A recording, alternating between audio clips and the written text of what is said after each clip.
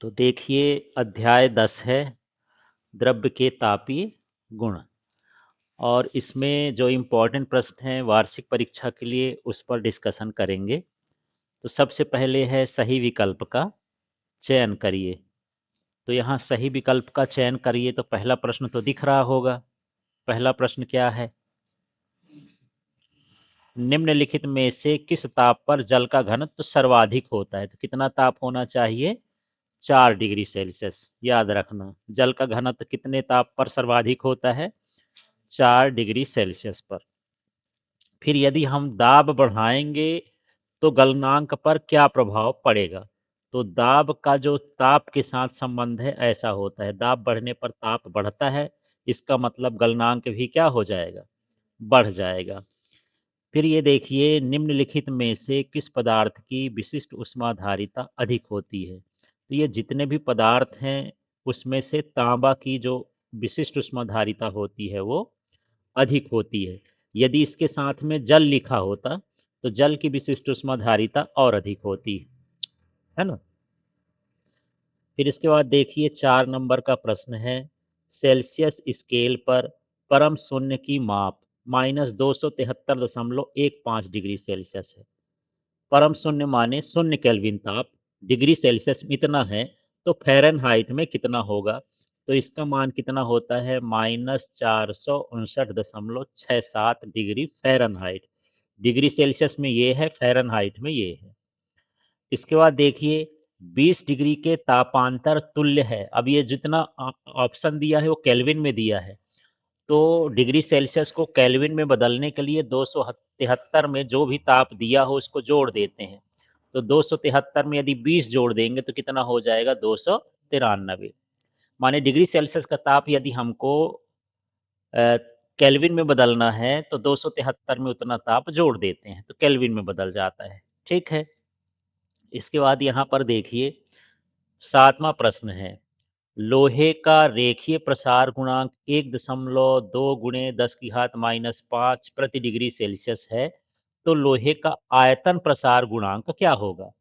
तो यहाँ सीधा है कि जो आयतन प्रसार गुणांक होता है वो रेखीय प्रसार गुणांक का कितना होता है? 3 गुना। गामा इक्वल टू कितना होता है? 3 अल्फा। कितना होता है? 3 गुना। तो इसमें 3 का गुणा कर देना। मेरे पास कितना है? 1.2। 1.2 में 3 का गुणा करेंगे तो 12×3=36 हो जाएगा। तो ये हो जाएगा 3.6 गुणे 10 की घात -5। अब मैं यहाँ आयतन प्रसार पूछ रहा हूँ। मान लो परीक्षा में यहाँ पर क्षेत्रीय प्रसार पूछ देगा, तो क्षेत्रीय प्रसार कितना होता है? 2 गुना। क्षेत्रीय प्रसार कितना होता है? 2 गुना। तो कौन सा ऑप्शन सही हो जाएगा? हाँ, ए नंबर। ऐसे आपको ध्यान रखना है। रेखीय प्रसार दिया है।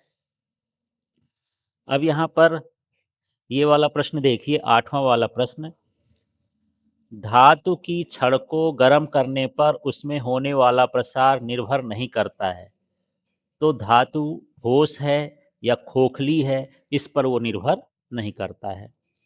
फिर विशिष्ट ऊष्माधारिता का एसआई मात्रक क्या है? तो ये होता है जूल प्रति किग्रा केल्विन। तो आप जानते हैं इसका जो सूत्र होता है ये होता है delta Q upon M delta T. ये विशिष्ट ऊष्माधारिता का सूत्र है। इस सूत्र से ही वो बनता है, क्या कहना चाहिए, मात्रक। तो ये डेल्टा क्यू माने ऊष्मा, ऊष्मा का मात्रक क्या होता है? जूल। एम का मतलब द्रव्यमान, द्रव्यमान का मात्रक क्या होता है? किलोग्राम। और डेल्टा टी का मतलब होता है ताप, ताप का मात्रक क्या होता है? केल्विन। तो इस तरह से जूल प्रति किग्रा केल्विन यहाँ पर माना जाता है। ठीक है। अब देखिए यहाँ पर प्रश्न है, किसी पदार्थ की अवस्था परिवर्तन के लिए आवश्यक ऊष्मा की मात्रा को खाली स्थान कहते हैं। तो यहाँ पर क्या हो जाएगा? गुप्त ऊष्मा। ठीक है। अवस्था परिवर्तन शब्द आ जाए माने कैसी ऊष्मा है? गुप्त ऊष्मा। ऊष्मा चालकता गुणांक का एसआई मात्रक जूल प्रति मीटर प्रति सेकंड प्रति डिग्री सेल्सियस है। इसको तो जब सूत्र देखेंगे तब अभी अब बताएंगे। ठीक है ना। इसके बाद देखिए विशिष्ट ऊष्माधारिता का एसआई मात्रक, ये दोबारा आ गया, जूल प्रति किग्रा के। ये कहाँ से आ गया? सूत्र बताओ भला। विशिष्ट ऊष्माधारिता का सूत्र बताओ। Delta Q upon M delta T. इससे सूत्र याद रखोगे तो ये कन्फर्म हो जाएगा। अब इसके बाद ये 5वां नंबर देखो, जल का क्वथनांक क्या है? जल का क्वथनांक माने जब ये द्रव से गैस में उबलता है, तो डिग्री सेल्सियस में कितना होता है? 100 डिग्री सेल्सियस। और मैं भी बताया कि यदि डिग्री सेल्सियस को केल्विन में बदलना है तो 273 उसमें क्या कर दो, जोड़ दो। तो 273 जोड़ेंगे तो कितना आएगा? 373 केल्विन। इस तरह से है। अब यहाँ पर देखिए, बर्फ की गलन की गुप्त उष्मा तो 80 कैलोरी प्रति प्रति ग्राम होती है। 1 ग्राम बर्फ को पानी बनाने के लिए 80 कैलोरी ऊर्जा लगती है। इसी तरह जल की वाष्पन की गुप्त उष्मा कितनी होती है? 540 कैलोरी प्रति ग्राम। ठीक है। अब यहाँ पर देख लेते हैं, अवस्था परिवर्तन के समय विशिष्ट ऊष्मा का सैद्धांतिक मान खाली स्थान होता है, शून्य होता है। फिर है, तापांतर अधिक होने पर शीतलन की दर कैसी होती है? अधिक। माने कोई वस्तु बहुत गर्म है और वातावरण ठंडा है, तो तापों का अंतर बहुत ज़्यादा हो जाएगा, तो जल्दी ठंडी होगी।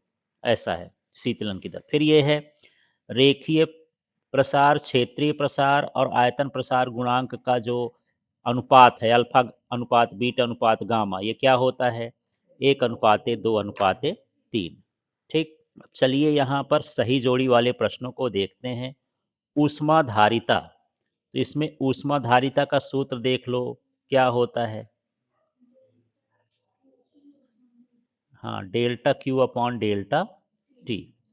फिर विशिष्ट ऊष्माधारिता है delta Q upon M delta T.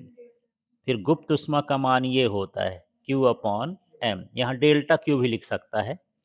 फिर यहाँ पर ऊष्मा चालकता का सूत्र ये है, इसमें ये क्यू लिखा है, एल लिखा है, ए और T1 माइनस T2 और ये हो गया टी।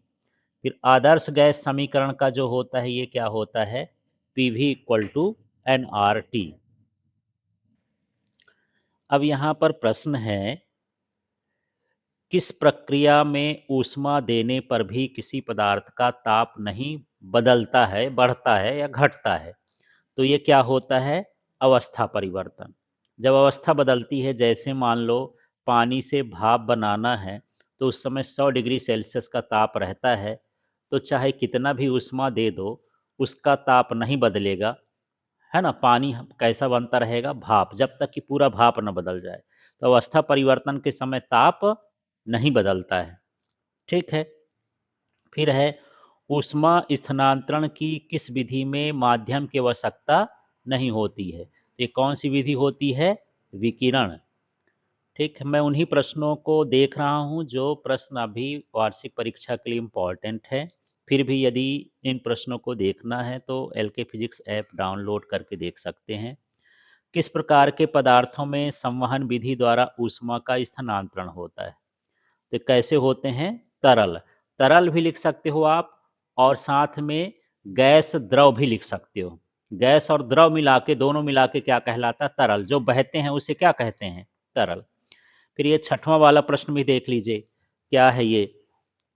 किस ताप पर सेल्सियस और फ़ारेनहाइट पैमाने एक साथ समान होंगे? तो ये -40 डिग्री का ताप होता है, तो -40 डिग्री सेल्सियस फ़ारेनहाइट में भी होता है और -40 डिग्री सेल्सियस वाले में भी होता है, और दोनों एक ही ताप होते हैं, है ना? समान ताप होंगे कितने पर? -40 पर। फिर देखो, रोटी सेकने के तवे का पेंदा, पेंदा समझते हो ना? ये रोटी सेकते हैं तो ये वाला भाग, है ना? मोटा लेते हैं। यह उदाहरण है, किस चीज़ का उदाहरण है? ऊष्माधारिता का या विशिष्ट ऊष्मा का? तो किसका है? ऊष्माधारिता का। पेंदा मोटा करने पर मतलब वो ज़्यादा ऊष्मा को रख सकता है, धर सकता है। ठीक है? तो वो इसलिए यहाँ पर उसको मोटा लेते हैं। फिर जल में ऊष्मा का स्थानांतरण किस विधि से होगा? तो जो बहता है उसमें कौन सी विधि लगती है? संवहन। फिर आगे वाला और देख लेते हैं। तो यहाँ पर एक एक अंक वाले प्रश्न थे। अब चलिए यहाँ पर अगला प्रश्न है जो 2 अंकों के लिए है, तो जो इम्पोर्टेंट है उसको देखते हैं। गर्मी में सफ़ेद तथा ठंडी में काले रंग के कपड़े पहनना चाहिए, ऐसा क्यों है? तो देखो, सफ़ेद कपड़े ऊष्मा के क्या होते हैं? परावर्तक। तो गर्म नहीं होते हैं, इसलिए इसको हमको किस में पहनना चाहिए? गर्मी में। और जो काले रंग के कपड़े होते हैं ऊष्मा के क्या होते हैं? अवशोषक होते हैं, माने ऊष्मा सोखते हैं तो गर्म हो जाते हैं, इसलिए हमको इसको किस में पहनना चाहिए? ठंडी में। ठीक है। फिर ये देखो, पहाड़ों पर खाना पकाना कठिन होता है और प्रेशर कुकर में खाना पकाना आसान होता है। ऐसे समझ लो कि यदि आपको चावल बनाना है और आप चावल आधे घंटे में आप घर में बना लेते हो, उतना ही चावल लेके हिमालय में चले जाओ और उतनी गर्मी दो, वही गैस दो, वहाँ आपको 1 डेढ़ घंटा लग जाएगा, तब वो चावल पकेगा। तो पहाड़ों में ऊँचाई पर ये खाना देर से क्यों पकता है? तो ऊंचाई पर दाब कम हो जाता है। क्या कम हो जाता है? दाब। और दाब कम होने से क्या हो जाता है कि उसका ताप भी कम हो जाता है। ठीक है। तो ऊंचाई पर क्या कम होता है, ये भर समझ लो। ऊंचाई पर क्या होता है? दाब। दाब घटने से उसका क्वथनांक क्या हो जाता है? कम।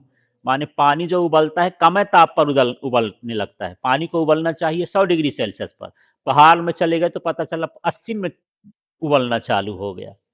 है ना? तो चावल को पकना है 100 में, उबल रहा है 80 में, तो कैसे पकेगा? टाइम लगेगा, फिर ऐसे हो जाता है। ठीक। चलिए अगला देख लेते हैं। वीन का विस्थापन नियम लिखिए। तो देखिए, किसी कृष्ण पिंड द्वारा उत्सर्जित अधिकतम ऊर्जा के संगत विकिरण की तरंगदैर्ध्य उसके परम ताप के व्युत्क्रमानुपाती होती है। ज़्यादा सही ये है कि आप जो है इस सूत्र को याद करो। डेल्टा, वो लैम्ब्डा उसके नीचे एम है। एम का मतलब मैक्सिमम है, अधिकतम तरंगदैर्ध्य।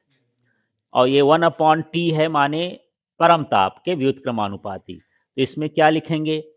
किसी पिंड द्वारा उत्सर्जित अधिकतम ऊर्जा के संगत विकिरण की तरंगदैर्ध्य परम ताप के क्या होती है? समानुपाती। अब देखो ये लिखेंगे, फिर इस टी को इधर करेंगे तो लैम्ब्डा टी हो गया बराबर बी हो गया। बी का मतलब क्या है? वीन का नियतांक। और यहाँ पर ये मान आपको याद हो तो लिखना है नहीं, सीधे वीन का नियतांक लिख देना है। अब यहाँ पर 7वां प्रश्न देखो। कार को चलाते-चलाते उसके टायर में वायु दाब क्यों बढ़ जाता है? तो आप जानते हैं कि कार को चलाएँगे तो घर्षण होगा, घर्षण होने से ताप बढ़ जाएगा और जब ताप बढ़ जाएगा तो नियत आयतन पर गैस का ताप उसके दाब के क्या होता है? समानुपाती। तो वायु दाब बढ़ जाता है। अब देखिए यहाँ पर 8वां प्रश्न देख लेते हैं। किसी बंदरगाह के समीप के शहर की जलवायु समान अक्षांश के किसी रेगिस्तानी शहर की जलवायु से अधिक शीतोष्ण होती है। तो देखिए, सबसे पहले तो ये समझ लो कि जो आपेक्षिक आर्द्रता होती है, बंदरगाह पर अधिक होती है। आपेक्षिक आर्द्रता का मतलब होता है हवा में पानी की मात्रा। है ना? तो समुद्र के पास हवा में पानी की मात्रा, बंदरगाह कहाँ रहते हैं? समुद्र के पास, जहाँ पर जहाज रुकते हैं। तो वहाँ पर पानी की मात्रा अधिक होगी और बाकी जगह पानी की मात्रा रेगिस्तान में क्या होगी? कम होगी।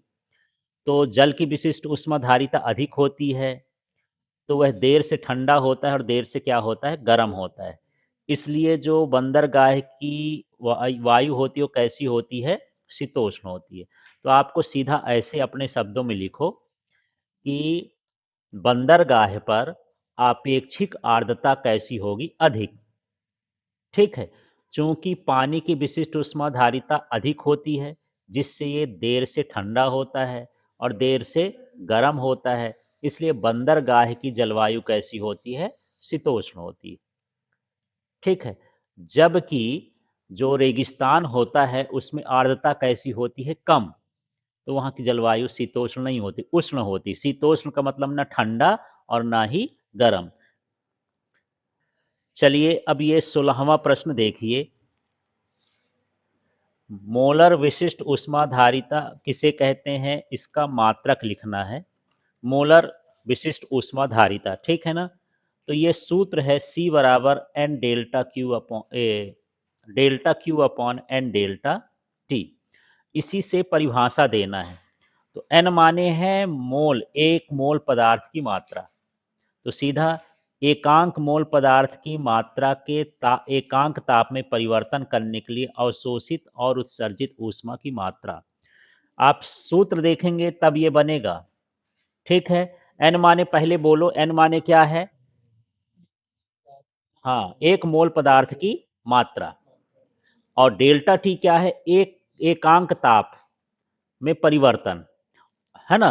तो जो बटे हैं वो ऐसे बोलेंगे कि एकांक मोल में एक एकांक मोल पदार्थ की मात्रा के ताप में एकांक परिवर्तन करने के लिए अवशोषित या उत्सर्जित ऊष्मा की मात्रा को क्या कहेंगे? मोलर विशिष्ट ऊष्मा धारिता।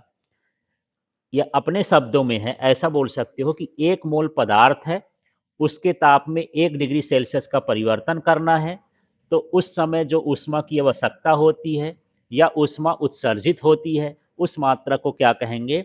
मोलर विशिष्ट ऊष्मा धारिता। यहाँ से इसका मात्रक भी देखो तो ऊष्मा का मात्रक क्या होता है? जूल। एन माने मोल पदार्थ की मात्रा का क्या होता है? मोल। और ताप का क्या होता है? केल्विन। इस तरह से विशिष्ट ऊष्मा धारिता बताना है। ये क्या है? गुप्त ऊष्मा किसे कहते हैं? इसका मात्रक लिखना है। तो ये क्या है? किसी पदार्थ के एकांक द्रव्यमान की अवस्था परिवर्तन के लिए आवश्यक ऊष्मा की मात्रा को क्या कहते हैं? गुप्त ऊष्मा। इसका सूत्र देखते हैं, एल बराबर क्या होता है? Q upon M. तो एम माने इधर से पढ़ना चालू करते हैं, थोड़ा सूत्र पढ़ना देखो आप। यहाँ बटे का मतलब क्या है? एकांक। और एम का मतलब क्या है? द्रव्यमान। तो एकांक द्रव्यमान के पदार्थ की अवस्था बदलने के लिए आवश्यक ऊष्मा के मान को, है ना? अवस्था बदलने के लिए आवश्यक ऊष्मा के मान को क्या कहेंगे? गुप्त ऊष्मा। इसका मात्रक निकालेंगे तो क्यू का मात्रक जूल होता है और द्रव्यमान का मात्रक किलोग्राम होता है। इसका मात्रक हो जाएगा जूल प्रति किलोग्राम। ये प्रश्न 20 नंबर का देखिए, क्या कारण है कि ठोस लकड़ी की अपेक्षा बुरादा अच्छा सुचालक होता है? अब यहाँ पर पहले लकड़ी और बुरादा का मतलब समझो। जैसे कारपेंटर या बढ़ई काम करता है तो आरी से उसको काटता रहता है ना, तो थोड़ा उसका पाउडर जैसे निकलता है लकड़ी का। तो जो लकड़ी का पाउडर होता है वही क्या कहलाता है? बुरादा होता है। तो जो बुरादा होता है वो ज़्यादा कुचालक होता है, क्योंकि बुरादा के बीच में क्या भरी होती है? वायु। और ठोस लकड़ी में वायु नहीं भरी होती है। बस इतना ही आपको जवाब देना है। तो यहाँ देखो आप कैसे लिखोगे? बुरादा के बीच में वायु होती है, जो कि ऊष्मा की अच्छी क्या होती है? कुचालक। इसलिए बुरादा ज़्यादा कुचालक होगा। जैसे मैं पूछ लूँ, बर्फ ज़्यादा कुचालक है कि हिम ज़्यादा कुचालक है? अब सोचोगे बर्फ क्या है और हिम क्या है? जब ठोस रहता है उसके अंदर कम वायु हो तो वो बर्फ कहलाता है ना? और यदि उसके बीच-बीच में वायु हो तो वो क्या कहलाता है? हिम। जैसे कभी आप बर्फ का गोला खाने जाते हो, तो उसको वो क्रश करता है छोटा-छोटा, फिर वो चिपका देता है, बीच में छोटे-छोटे क्या हो जाते हैं? छेद, वो क्या बन गया? हिम। जिसके भीतर थोड़ी-थोड़ी हवा घुसी वो क्या कहलाएगा? हिम। तो इसमें कौन ज़्यादा कुचालक होगा? हिम कुचालक होगा। क्यों होगा? क्योंकि इसके बीच में क्या भरी है? वायु।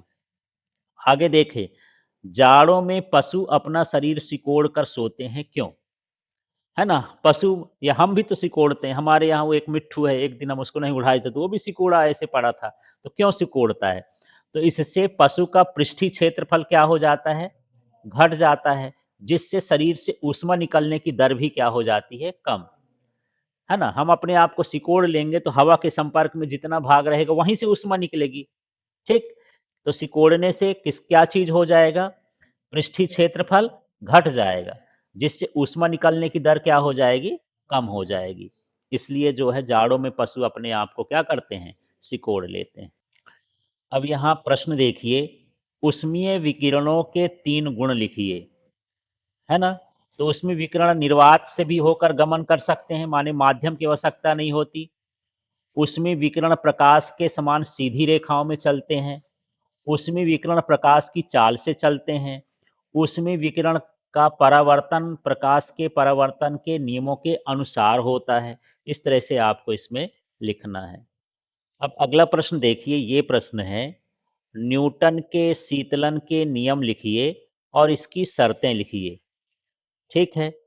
तो यहाँ पर सीधा है कि किसी गर्म वस्तु के शीतलन की दर, शीतलन माने ठंडे होने की दर, वस्तु और परिवेश के तापांतर के क्या होती है? समानुपाती। माने जितना तापांतर अधिक होगा उतना ही शीतलन की दर होगी, उतना जल्दी वो ठंडा होगा। ठीक है? तो इसकी शर्त क्या है? वस्तु और परिवेश के बीच तापांतर होना चाहिए। जब तापांतर होगा तभी वो ठंडा होगा, नहीं शीतलन होगा ही नहीं। शीतलन होने के लिए ज़रूरी है तापों का क्या होना चाहिए? अंतर होना चाहिए। ये है प्रश्न ऊष्माधारिता और विशिष्ट ऊष्माधारिता में अंतर। ये अक्सर आता रहता है। तो ये देखो, ये डिपेंड करता है सूत्र पर। ये सूत्र लिखा है, इस सूत्र से परिभाषा बनाना आपको आसान हो जाएगा। देखो यहाँ से सीधा-सा है। किसी वस्तु के ताप में परिवर्तन के लिए आवश्यक ऊष्मा की मात्रा। एकांक बटे में है तो एकांक। क्या बोलोगे यहाँ? किसी वस्तु के एकांक ताप में परिवर्तन करने के लिए ऊष्मा के मान को हम क्या कहते हैं? ऊष्माधारिता। अब यहाँ पर लिखेंगे, देखिए, यहाँ द्रव्यमान भी आ गया। तो सीधे 1 किलोग्राम द्रव्यमान के ताप में परिवर्तन के लिए ऊष्मा का मान। ठीक है? या 1 किलोग्राम नहीं बोलना है तो एकांक बोल दो। एकांक द्रव्यमान की वस्तु हो, एकांक ताप में परिवर्तन करना हो तो उसमें ऊष्मा की मात्रा को हम क्या कहेंगे? विशिष्ट ऊष्मा धारिता। समझ में आ गया ये? चलो बोलो तो थोड़ा-सा, पहले इसको बोलो। पहले क्या बोलोगे? एकांक। एकांक ताप परिवर्तन के लिए ऊष्मा की मात्रा को हम क्या कहेंगे? ऊष्माधारिता। अब यहाँ क्या बोलोगे? एकांक द्रव्यमान में एकांक ताप, दोनों बटे में है तो दोनों दो बार एकांक बोलना है। एकांक द्रव्यमान में एकांक ताप परिवर्तन के लिए आवश्यक ऊष्मा की मात्रा को विशिष्ट ऊष्माधारिता है। आप चाहो तो एकांक नहीं लिखना चाहते हो तो 1 किलोग्राम द्रव्यमान में 1 डिग्री सेल्सियस का ताप बढ़ाने के लिए आवश्यक ऊष्मा की मात्रा। ठीक, इसमें भी लिख सकते हो कि 1 डिग्री सेल्सियस ताप बढ़ाने के लिए आवश्यक ऊष्मा की मात्रा। उसमें 1 किलोग्राम और जुड़ जाता है इस तरह से। ठीक है? तो ये परिभाषा हो जाएगी। इसके बाद दूसरा अंतर क्या हो जाएगा? इसका सूत्र हो जाएगा। तीसरा अंतर देखो, इसका मात्रक। मैं बोल रहा हूँ कि आपको ये लाइन याद करना है, ये सूत्र वाली। सूत्र से आपको परिभाषा भी बनेगी, मात्रक भी बनेगा, विमी सूत्र भी बनेगा, ये सारा कुछ बन जाएगा। ठीक है? यह वस्तु के द्रव्यमान पर निर्भर करता है। देखो विमी सूत्र देख के बताना है, इसमें m का मान है ना? तो ये द्रव्यमान पर निर्भर करता है, इसमें m आया क्या? नहीं आया, माने यह द्रव्यमान पर निर्भर नहीं करता है। इस तरह से इसमें दोनों में अंतर है। तो ये 2 नंबर 3 नंबर जैसा आए उसके हिसाब से आपको लिखना है पॉइंट। अब चलिए इस प्रश्न को देखते हैं। क्षेत्रीय प्रसार गुणांक रेखीय प्रसार गुणांक का 2 गुना होता है, ये हमको सिद्ध करना है। तो मैं एक बताया था, एक चित्र बनवाया था आपसे, इस तरह से आपको चित्र भी बना लेना है तो ज़्यादा सरल हो जाएगा। ये L हो गया और इसकी लंबाई क्या हो गया? L plus delta L। यदि आप ताप बढ़ा दिए तो ये चित्र भी बना लेना। इसमें समझ लेंगे उसके क्षेत्रफल में वृद्धि। तो जब गर्म किए हैं तब बढ़ेगा। तो देखो ये वर्ग है, ये क्या है? वर्ग। वर्ग का क्षेत्रफल क्या होता है? भुजा का वर्ग। तो इसकी भुजा कितनी है? बड़े वाले की भुजा देखो चित्र में, L प्लस डेल्टा L। तो इसका वर्ग कर देंगे तो ये हो गया। और छोटे वाले का क्षेत्रफल क्या है? लंबाई क्या है? L। तो छोटे वाले का क्षेत्रफल क्या हो जाएगा? L square. समझ में आ गया? तो बड़े में से छोटे को घटाएंगे तो पता चलेगा कितना बड़ा है। तो यही हमको निकालना है, क्षेत्रफल में वृद्धि। तो यहाँ पर देखिए डेल्टा ए लिख दिया हूँ, इसका कोठा खोलना है। तो ए प्लस बी का होल स्क्वायर, ए स्क्वायर प्लस बी स्क्वायर होता है ना, और प्लस 2ab, तो ए स्क्वायर हो गया, ये बी स्क्वायर हो गया, ये 2ab के हिसाब से बदल दिए, और लास्ट में एल स्क्वायर। तो एल स्क्वायर से कैंसिल हो जाएगा। जो डेल्टा एल स्क्वायर है इसका मान हम शून्य मान लेंगे, क्योंकि किसी भी संख्या का वर्ग जो होता है बढ़ता है, लेकिन दशमलव वाली संख्या का वर्ग क्या होता है? घटता है। तो इसको छोटा कर देंगे तो हमारे पास बचा क्या? सिर्फ ये बचा। यहाँ बगल में लिख देंगे कि भाई ये डेल्टा एल स्क्वायर कहाँ भेज दिए आप? तो डेल्टा स्क्वायर का मान लगभग किसके बराबर है? 0 के, टेंस टू 0 है। तो ये आ गया। अब क्षेत्रीय प्रसार गुणांक का सूत्र लिखना है। तो क्षेत्रीय प्रसार गुणांक का सूत्र ये होता है, बीटा बराबर delta A upon A delta T. इसमें मान रख देंगे। डेल्टा ए का मान देखो ये आया है ना, कितना? 2l डेल्टा एल लिख दिए ना। ये किसका मान हो गया? डेल्टा ए का। और ए का मान जो है ये क्षेत्रफल कहलाएगा इसका, वो एल स्क्वायर। तो क्षेत्रफल, इसमें से आप एक ठो एल काट दोगे ये, तो हमारे पास 2l डेल्टा टी बचा। ये जो सूत्र आ गया इतना, ये अल्फा का सूत्र होता है, तो ये हो जाएगा 2 अल्फा। इसका मतलब क्षेत्रीय प्रसार गुणांक रेखीय प्रसार गुणांक का 2 गुना होता है। तो अब देखिए न्यूटन के शीतलन के नियम का सत्यापन किस प्रकार किया जाता है, शीतलन वक्र द्वारा समझाइए। तो सबसे पहले न्यूटन के शीतलन का नियम देखिए। तो शीतलन की दर वस्तु और परिवेश के तापांतर के क्या होती है, समानुपाती। ये न्यूटन का नियम कहता है। जितना तापांतर अधिक होगा उतनी जल्दी जल्दी वो ठंडा होगा, कुल मिला के ऐसा होता है। ठीक है। तो यहाँ पर वस्तु का द्रव्यमान हम क्या मान लिए हैं, m, विशिष्ट ऊष्मा क्या मान लिए c, परिवेश का ताप क्या मान लिए हैं T1, और उसका ताप क्या मान लिए हैं, हाँ, वस्तु का ताप T1 है और परिवेश का ताप क्या है, T2 है। तो इसको इस तरह से सूत्र में ऐसा लिखेंगे। यदि आप ये शब्द नहीं भी लिखोगे तो जरूरी नहीं है। ठीक है। D Q minus d q upon d T, समझ में आ गया। ये है शीतलन की दर, माइनस इसलिए लगाए हैं कि ऊष्मा घट रही है। अब ये है मान लो वस्तु का ताप और ये है परिवेश का ताप, और इसमें बोलता है कि इसके तापांतर के समानुपाती होता है। तो इसको यहां से भी पढ़ सकते हो। इसका देखो, ये इसको क्या बोलोगे, शीतलन की दर। Minus d q upon d t को क्या बोलोगे, शीतलन की दर। ये T1 और T2 तो वस्तु के ताप और परिवेश के ताप के अंतर, ये अंतर है ना, ये क्या होता है, समानुपाती होता है। तो इससे परिभाषा भी बना सकते हो, परिभाषा से सूत्र बना सकते हो। तो इसका समानुपाती का चिन्ह हटाएंगे तो क्या हो जाएगा, के हो जाएगा। अब यहाँ पर समझना अगले स्टेप में, ये माइनस लिखा है, डी भी लिखा है, लेकिन क्यू नहीं लिखा है। जो क्यू का मान है वो MST1 होता है, याद रखना पड़ेगा। तो MST1 हो गया, यहाँ पर के हो गया। बाकी इधर का कुछ नहीं किए हैं, ये वाला तो ऐसे उतार दिए। अब आगे के स्टेप में देखो क्या कर दिए हैं यार।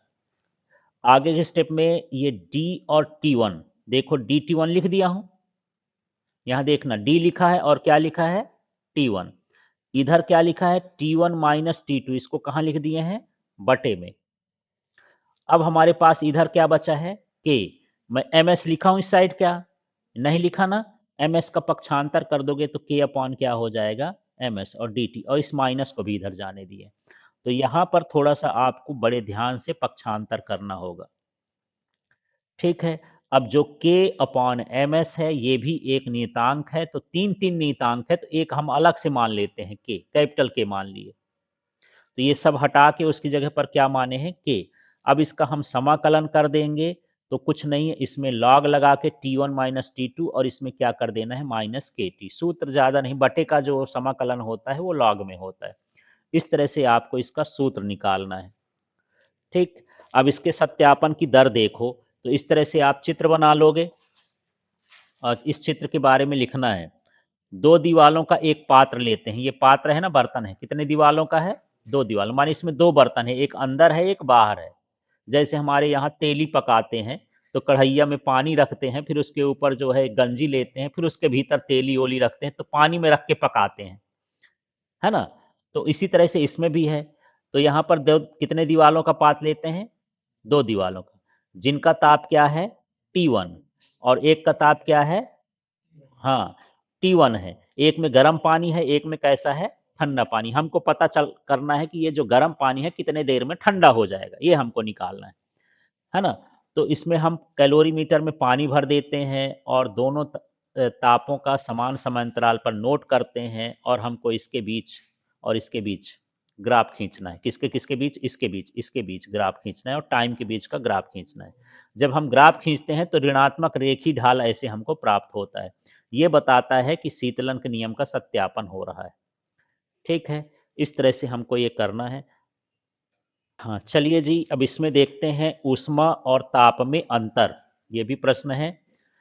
तो देखिए, यह ऊर्जा का एक रूप है जो तापांतर के कारण एक वस्तु से दूसरी वस्तु में की ओर प्रवाहित होता है। तो देख लेते हैं ऊष्मा और ताप में अंतर क्या होता है ना। तो ऊष्मा क्या है, एक ऊर्जा का रूप है, और ताप क्या है, ये गर्मी और ठंडेपन की माप है। गर्माहट और ठंडेपन की, गर्मी लिखना हो या गर्माहट लिखना हो। ठीक है। तो देखो दोबारा से देखो पहली लाइन, यहीं पर आपको परिभाषा में दिक्कत हो जाती है। ऊर्जा का एक रूप है जो तापांतर के कारण एक वस्तु से दूसरी वस्तु की ओर प्रवाहित होती है। और ये जो ताप है यह किसी वस्तु के गर्माहट या ठंडेपन की क्या होती है, माप। ऊर्जा का ऊष्मा का एसआई मात्रा क्या होता है? जूल।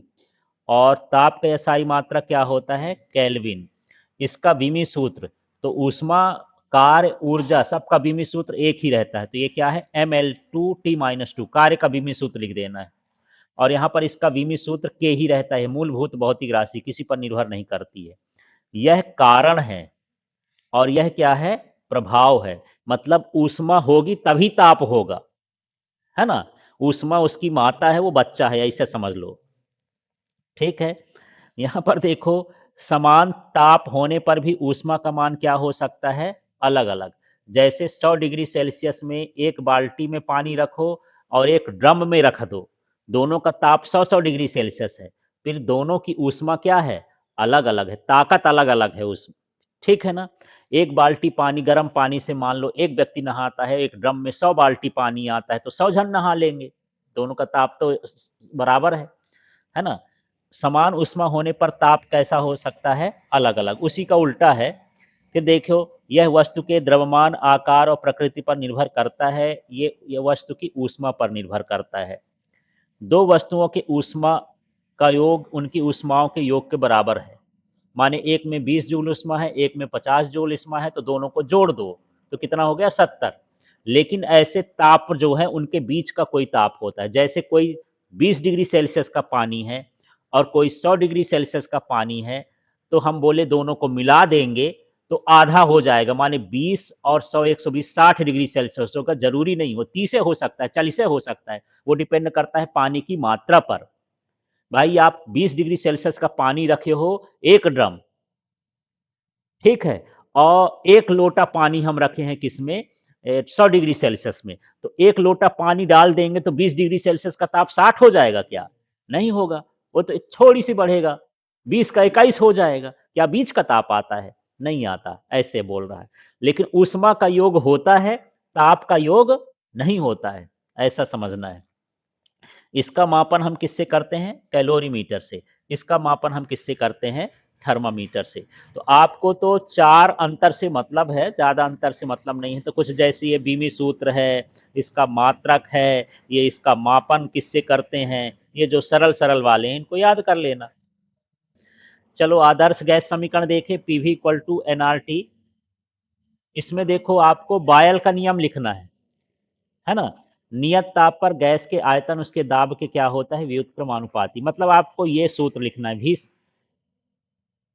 है ना? फिर ये अनुपात का चिन्ह लगाना है, 1/p कर देना है। यहाँ पर ताप नियत क्या रहेगा? नियत ताप, ठीक है? इसी को पढ़ देना है। देखो, नियत ताप पर गैस का आयतन उसके दाब के क्या होता है? व्युत्क्रमानुपाती होता है। ये कौन सा नियम कहलाया? बॉयल का। कभी कभी अकेला पूछ देते हैं बॉयल का नियम क्या है। चार्ल्स का नियम देखो, ये वी और टी है, इसमें क्या नहीं है? पी, तो इसमें अब क्या नियत रहेगा? दाब, है ना? तो इसको क्या बोलोगे? नियत दाब पर गैस का आयतन उसके ताप के क्या होता है? समानुपाती होता है, ठीक है? अब यहाँ पर एक काम करना, एवोगैड्रो का नियम आजकल नहीं है इसमें, तो हटा देते हैं। तो यहाँ पर एवोगैड्रो का नियम नहीं लिखना है। कौन-कौन सा नियम लिखना है? बॉयल का नियम और चार्ल्स का नियम। तो उपरोक्त दोनों से, तीनों ना लिख के यहाँ क्या लिख दोगे? दोनों से, एन हट जाएगा। तो यहाँ पर देखो टी कहाँ है? ऊपर, और इसमें पी कहाँ है? नीचे। तो भी के साथ ये इकट्ठा कर देंगे, तो ये टी ऊपर लिख दिए, पी कहाँ लिख दिए? नीचे। अब यहाँ समानुपाती का चिन्ह हटाएंगे तो क्या आ जाएगा? आर, एन नहीं लिखते हैं। फिर यहाँ पर जो है इस पी का गुणा इधर कर दोगे तो क्या हो जाएगा? P V equal to R T. P V equal to क्या होगा? R T. फिर यहाँ लिख देना, यदि मोलों की संख्या एन हो तो पी वी इक्वल टू क्या हो जाएगा? N R T. इस तरह से आपको निकालना है। आर बराबर क्या है? गैस का नियतांक, ठीक है, कर लें। हाँ, तापीय प्रसार गुणांक किसे कहते हैं? इसके प्रकारों का वर्णन करना है। तो देखिए, तापीय प्रसार गुणांक है वस्तु के ताप में एकांक परिवर्तन करने पर उसकी विमा में भिन्नात्मक परिवर्तन को तापीय प्रसार गुणांक कहते हैं। याद तो करो पहले, क्या? वस्तु के ताप में एकांक परिवर्तन करने पर उसकी विमा में भिन्नात्मक परिवर्तन को तापीय प्रसार गुणांक कहते हैं। इसका मात्रा क्या होता है? के इनवर्स, प्रति केल्विन या प्रति डिग्री सेल्सियस। अब रेखीय प्रसार गुणांक है, सेम लाइन है, यहाँ बीमा की जगह सिर्फ क्या लिख देना है, लंबाई। पढ़ो भला। वस्तु के ताप में एकांक परिवर्तन पर उसके लंबाई में भिन्नात्मक परिवर्तन को, है ना, क्या कहेंगे, रेखीय प्रसार गुणांक। और सूत्र ये हो जाएगा अल्फा बराबर डेल्टा एल, लंबाई है तो delta L, L delta T. अब अगली बार में यहाँ लंबाई लिखे थे, अगली बार में यहीं पर सूत्र, यहीं पर एक ही लाइन याद करना है, क्षेत्रफल लिख दोगे। तो इसी से बनाओ परिभाषा। वस्तु के ताप में एकांक परिवर्तन करने के लिए उसके क्षेत्रफल में भिन्नात्मक परिवर्तन को। सूत्र भी यही है, क्षेत्रफल के लिए केवल ए लिख देना है। ठीक है। तीसरा वाला हमको क्या लिखना है यार, अब बीमा की जगह क्या लिख दोगे, आयतन। परिभाषा वही है, सूत्र यही है, सूत्र भी यही लिखेंगे, बस इसमें आयतन को भी से दर्शाते हैं, तो इसमें क्या हो जाएगा, भी। तो ये हो गया अल्फा का मान, ये हो गया बीटा का मान, और ये किसका मान हो गया, गामा का। तो कितने रेखीय प्रसार गुणांक हो गए, 3। कौन कौन से, रेखीय, क्षेत्रीय और आयतन, ये ताप प्रसार गुणांक के प्रकार हैं। ठीक है, तो इसको तैयार कर लेना है। अब इसका लास्ट का प्रश्न देख लेते हैं, ये इंपॉर्टेंट है। चालन, संवहन तथा विकिरण में अंतर लिखिए, तुलना कीजिए। इसका ये भी समझना है कि ये जब बड़ी टेबल है तो 1 नंबर, 2 नंबर, 3 नंबर किसी भी फॉर्मेट में आ सकता है, 4 नंबर में भी। तो देखो चालन क्या है, इस विधि में अणु स्रोत से ऊष्मा ग्रहण करके पड़ोस के उन अणुओं की ओर स्थानांतरित हो जाता है जिनका ताप क्या हो, कम होता है। ठीक है, माने अणु ऊष्मा को लेकर के ठंडे तरह की ओर भाग जाता है। इसमें संवहन में क्या होता है, ये ऊष्मा इधर ठंडे अणु की ओर जाता, ठंडा अणु इधर उधर नहीं भटकता, ये यहीं का रहेगा, यहीं यहीं, ये भी यहीं रहेगा, केवल ऊष्मा को क्या करेगा, दूसरे अणु को दे देगा। संवहन में क्या होता है, इस विधि में अणु स्रोत से ऊष्मा ग्रहण करता है, कम ताप की ओर चला जाता है। इसमें जैसे पानी है, अब आप यहाँ से गर्म कर रहे हो, तो पानी का कण ये गर्म होगा और कहाँ चला जाएगा, ऊपर, और ठंडा वाला कहाँ आ जाएगा, नीचे। इसमें कणों की गति होती है और उसमें कणों की गति नहीं होती है। विकिरण में इस विधि में स्रोत से ऊष्मा किसके रूप में जाती है, तरंगों के रूप में आगे बढ़ती है, तो इसे हम विकिरण कहते हैं। तो कभी पूछ देता चालन क्या है, संवहन क्या है, विकिरण क्या है, अलग से भी पूछ देता है, तो इसी के भीतर से बन जाना चाहिए। अब देखो, इसमें माध्यम की आवश्यकता होती है, इसमें माध्यम की आवश्यकता होती है, और विकिरण में माध्यम की आवश्यकता नहीं होती है। इसमें माध्यम क्या हो जाता है, गर्म हो जाता है, इसमें भी माध्यम क्या हो जाता है, गर्म हो जाता है, और इसमें माध्यम गर्म नहीं होता है। ऊष्मा का प्रवाह किसी भी भाग की ओर हो सकता है ना, माने ये इधर से लिया, इधर जा सकता है, इधर जा सकता है, ऊष्मा किसी दिशा में जा सकती है। लेकिन ऊष्मा का प्रवाह इसमें क्या होता है, संवहन में ऊर्ध्वाधर। कण जब ऊष्मा लेता है तो सीधे ऊपर भागता है, नीचे नहीं भागता। जहां से ऊष्मा लिया उससे कहाँ जाएगा, ऊपर, न दाएं न बाएं, वो सीधे कहाँ भागेगा, ऊपर। और ऊष्मा का प्रवाह यहाँ पर क्या हो सकता है, सभी दिशाओं में होता है। यह कैसी प्रक्रिया है, धीमी, ये थोड़ा सा तेज है, और ये बहुत तीव्र प्रक्रिया है। 3 गुणे 10 की घात 8 मीटर प्रति सेकंड के स्पीड से ये ऊष्मा को भेजता है, प्रकाश की जैसे सूर्य से किरणें आती हैं ना, इसी स्पीड से आती हैं। यह किसके लिए होती है, ठोसों के लिए, यह द्रव और गैसों के लिए है, और ये तीनों में हो सकता है विकिरण का काम। इसका मार्ग कैसा होता है, टेढ़ा मेढ़ा, इसका मार्ग कैसा होता है, वक्रीय, और इसका मार्ग कैसा होता है, रेखीय होता है। इस तरह से बहुत सारे अंतर हैं। आप जानते हैं कि 4 नंबर से बड़ा प्रश्न तो आ ही नहीं सकता है, तो 4 कम से कम आपको तैयार कर लेना है।